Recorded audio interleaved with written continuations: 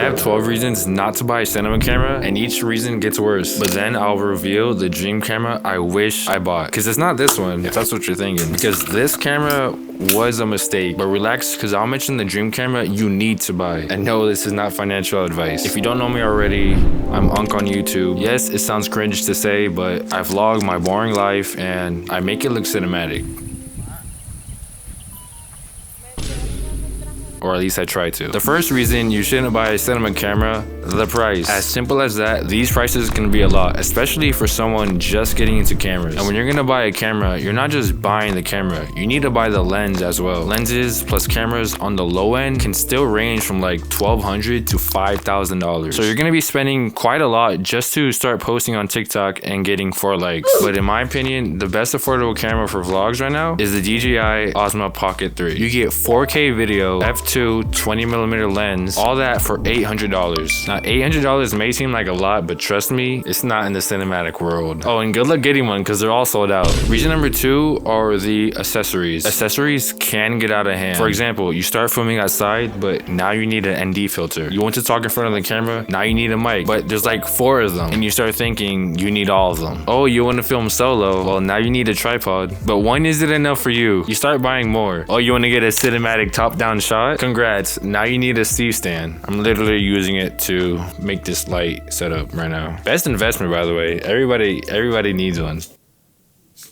No. Speaking of lights, yeah, you also start looking into lighting, but you get the idea. The list goes on and on because once you start, there's no going back. Son, you know, once you start, there's no going back. Reason number 3, less is more. A lot of us will bring a lot of gear, more than we actually need to use with a camera, but carrying a lot of gear can actually hurt you more than benefit you. The other day, we took a trip to a park in Georgetown,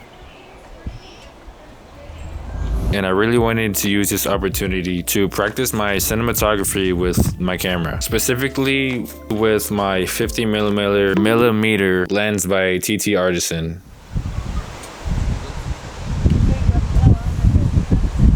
In my bag, I had 2 tripods, 2 lenses, a suction cup, and a small rig arm. Okay, so I'm normally big on keeping things minimal, but really, I had everything I knew I would use except for the 2 tripods. I didn't need that. And as a result, I actually lost a $120 tripod at the park. What? When I got home, I was putting everything back, but I noticed one of my tripods was missing. So after looking everywhere, I came to the conclusion that it was gone. I lost a $120 tripod at the park, all because I guess I overpacked. Reason number 4, color grading. Honestly, this applies to like any camera in the world, but most people who get into cinematography, this is how they learn. Eventually, you're gonna learn about log. Shooting in log allows you to record as much detail as possible with your camera. But when you shoot in log, you have to color correct it, unless you really want it to stay looking like this.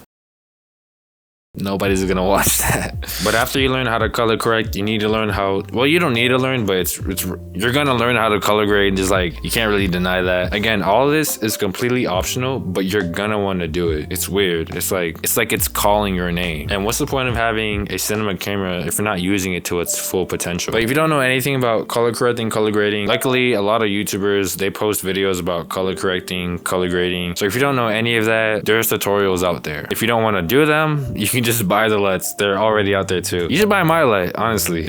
I think it's $1. If you like the way my grades look, consider buying it. But depending on when this video gets uploaded, you might not get a chance. And I'll explain right here.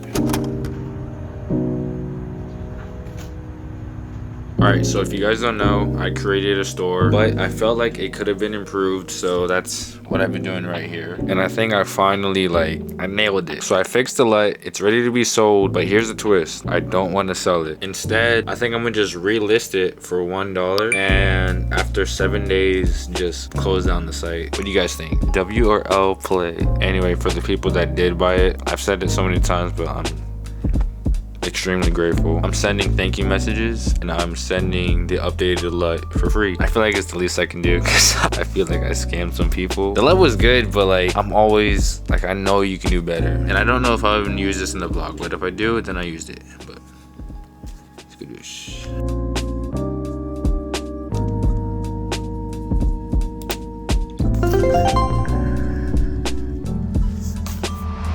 Reason number 5, you really don't know what you're getting into. One thing I regret doing is buying this camera. Don't get me wrong, this is probably the best camera you can buy, and I love everything about this camera except for one thing. It's not a full frame camera. Unlike its brother or sister, the FX30, which is a full frame camera, this is an APS-C camera. I didn't know that, and every time I mention this, I get flamed in the comments. People saying, how did you spend 2K on a camera and not know it was a full frame camera? Are you rich or are you dumb? Well, Cooper1716, I'm not rich, but maybe I'm dumb. It was my mistake. Honestly, I just didn't know. I can't go back now. It's a lesson learned. In the future, just make sure you guys do some research. I'm definitely doing my research. I already know what I'm gonna get next. And I can't wait to tell you guys because honestly, I think you're gonna agree with me.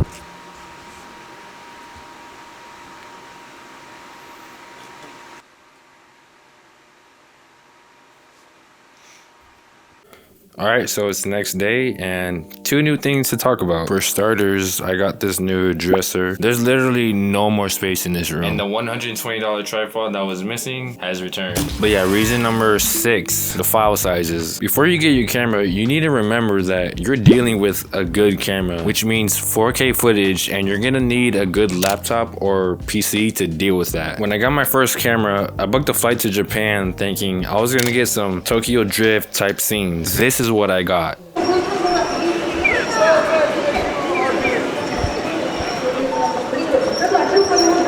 Yeah, that humbled me real quick, but what's worse is I filmed everything in 4K 60 frames per second. The file sizes were insanely high. And to top it off, I was editing everything on my MacBook Air, which only had like 8 gigabytes of RAM. So the videos were insanely laggy to edit. But now I record everything at 4K, but I'm using 24 frames, 23.9, basically 24 frames per second. And it made the editing process so much more smoother. Now, I'd recommend your PC having these specs. I'll put them on the screen. You can note them down. And you should be good to handle the 4K files. Reason number 7, 5 plus 2, 7. There's a lot of dedication involved. Look, this is more like a warning and less than a reason. The truth is, it doesn't matter what camera you use. If you don't know how to use it, it's gonna look bad. It wasn't until I kept practicing with this camera that I finally felt comfortable using it, which at the end of the day is the whole point, because if you don't feel comfortable using a camera, it's gonna hold you back from getting the shots you want. Reason number 8, you already have the perfect camera, your iPhone. Or your smartphone, whatever you're using. Most phones these days are capable of 4K quality and smooth stabilization. It's also your phone, so you already know how to use this in and out, making it faster for a lot of run and gun scenarios. The 9th reason is about camera anxiety, which is real. Reason number 9, camera anxiety. It's real. I've traveled a bit with this camera. I took it to Tokyo, I took it to New York. In Tokyo, I stayed in capsule hotels, and anyone could just open my curtains and take my bag. And just the thought of someone finding a $2,000 camera and taking it was always in the back of my mind. Now, New York, on the other hand, I was not gonna let that happen. I kept it on me tight, but at the same time, it made the whole travel experience just a little more enjoyable because the idea of getting robbed kept me on high alert. And there was times where I left the camera in the hotel just to be safe, which also meant I wasn't really getting the best footage possible because I didn't have the camera. So now you know. All right, this is the 10th reason. We're almost there. Nobody cares. If you thought a good camera would get you more likes or respect, trust me, it won't. I actually think it's a lot more cooler to use a trash camera and put it to the test. And either way, most big creators are already using their phone. PewDiePie, Ryan Trahan, Isaiah Photo, I think that's his name, all have millions of subscribers and they literally use their smartphone for almost a lot of their videos. But if you remember from earlier, I said I was gonna mention one reason to buy a cinematic camera and the cinema camera I wish I had gotten, because remember, it's not this one. Well, the reason why you should buy a cinematic camera, and remember, this is not financial advice, but the reason you should get one is the same reason I did. You want to make good videos, you want to make good content, and you want to push yourself to your limits. I learned a lot from this camera, and as much as I regret buying it, I'm happy I did. And the camera I wish I had gotten, or the one I'm planning on getting, is a tough one. It's either the Sony A7C II or the Sony FX30. If you couldn't tell by now, I love Sony. It's all I've ever used my entire life, and I'm not switching. But the A7C2 has the same sensor as the FX3, so you're pretty much getting close to the same results at a cheaper price. But at the same time, I see vloggers like Low using the FX3, and honestly, it just looks amazing. So we'll see what I get, the A7C2 or the Sony FX3. We'll see. I'm probably not getting both.